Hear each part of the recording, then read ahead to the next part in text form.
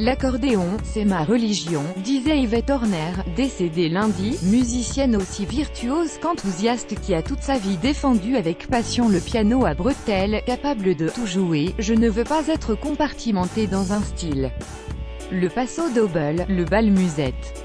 Non, non et non, aimait rappeler la reine du musette, ex-mascotte du Tour de France devenue à la fin des années 1980 la plus branchée des accordéonistes. J'ai accompagné Boy George comme des chanteuses d'opéra. J'ai enregistré avec Charlie McCoy, avec l'orchestre à cordes de l'opéra. J'ai fait aussi des récitals de piano, soulignait-elle. J'ai le même frisson avec certaines mélodies de rock star qu'avec la 4e symphonie de Beethoven. Je suis éclectique. Yvette Horner, née à Tarbes, Hautes-Pyrénées, le 22 septembre 1922, affirmait avoir été élevée à coups de biberon et de symphonie. Ses parents dirigent un théâtre, elle s'intéresse à la musique. Dès l'âge de 4 ans, elle étudie le piano, à Tarbes puis à Toulouse, avant d'être contrainte par sa mère de se mettre à l'accordéon car il y a beaucoup de premiers prix de piano, jamais d'accordéon. Yvette Horner affirme en avoir pleuré pendant 3 ans. Très douée et très volontaire, elle décide de décrocher la Coupe du Monde d'accordéon.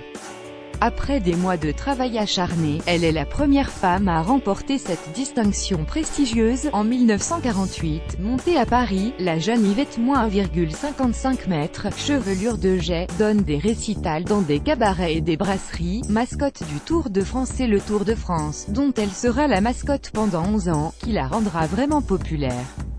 Juchée sur le toit d'une traction avant Citroën noire, en robe multicolore et sombrero mexicain, Yvette Horner joue sans relâche, encouragée par les « vas-y Vévette » affectueux qui fusent du public.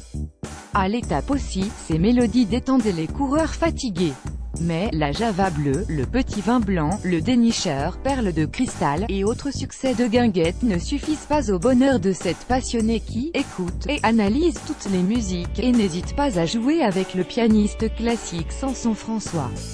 En 1977, surmontant sa phobie de l'avion, elle se rend à Nashville, aux États-Unis, où elle joue avec le roi de la country Charlie McCoy. À la fin des années 1980, la France redécouvre Vévette, relookée par le couturier Jean-Paul Gaultier, devenu un ami. Alors qu'elle vient de perdre son mari, elle adopte une crinière rousse flamboyante et des tenues simili-panthère ou cloutées, parfois somptueuses, souvent extravagantes. Dirigée par Quincy Jones en 1989, elle joue David Bowie ou Michael Jackson et se produit aussi bien aux Francopholies de La Rochelle qu'au Casino de Paris, où elle s'essaie au rap.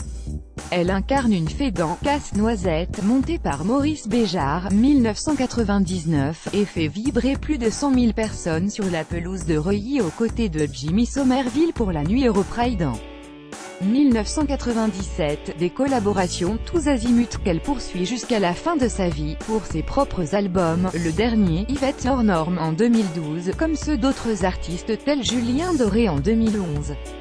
Elle avait donné son dernier concert en avril 2011, l'accordéoniste a vendu plus de 30 millions de disques. Elle restait fidèle à elle-même, allergique à la prétention, toujours aussi perfectionniste et passionnée. La musique, c'est ma vie, disait-elle, et un accordéon, c'est 15 kilos dans les bras, 15 kilos de bonheur.